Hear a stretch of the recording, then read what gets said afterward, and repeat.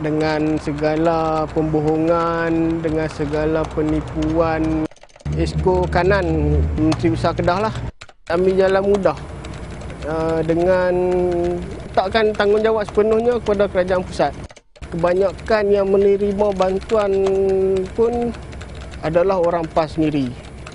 Pakatan memang tak laksanakan langsung dia punya manifesto.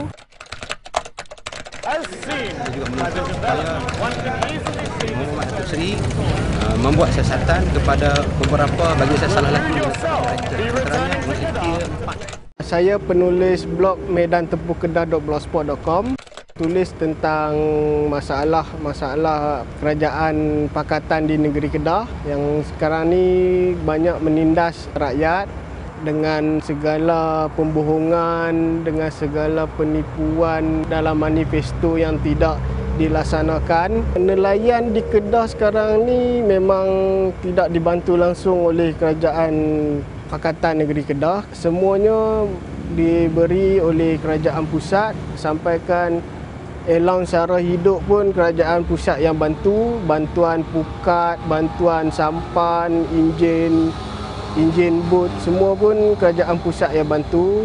Kerajaan PAS tak pernah beri satu apa pun bantuan kepada mereka. Persatuan ada pergi jumpa minta bantuan dari kerajaan negeri Kedah, tapi malangnya tiada bantuan yang diberikan. Sebaliknya mereka selalu berdolak dalih dan menyalahkan kerajaan pusat kerana bagi mereka bantuan untuk nelayan sepatutnya diberi oleh kerajaan pusat. Baru ni memang Datuk Mukri ada bagi bantuan 1MDB kepada nelayan di negeri Kedah, termasuk pembinaan jeti, pembaikan rumah nelayan dan kepada usahawan asas tani. Rakyat amat berterima kasih kepada Datuk Mukri kerana bantuan itu sedikit sebanyak dapat membantu mereka. Nelayan sekarang ni banyak penyokong Barisan Nasional kerana bagi mereka kerajaan PAS gagal menyediakan segala apa permintaan mereka dan kerajaan pusat dilihat lebih banyak membantu mereka selama ini. Sebab itu mereka sekarang sudah beralih arah kepada Barisan Nasional. Sekarang nelayan sangat memerlukan rumah yang lebih selesa. Kerana sekarang ini kebanyakan mereka tinggal di kawasan setinggan.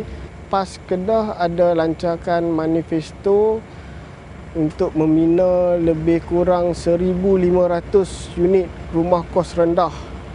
Tetapi sampai sekarang rumah itu masih belum dibuat, hanya tinggal batu asas sahaja.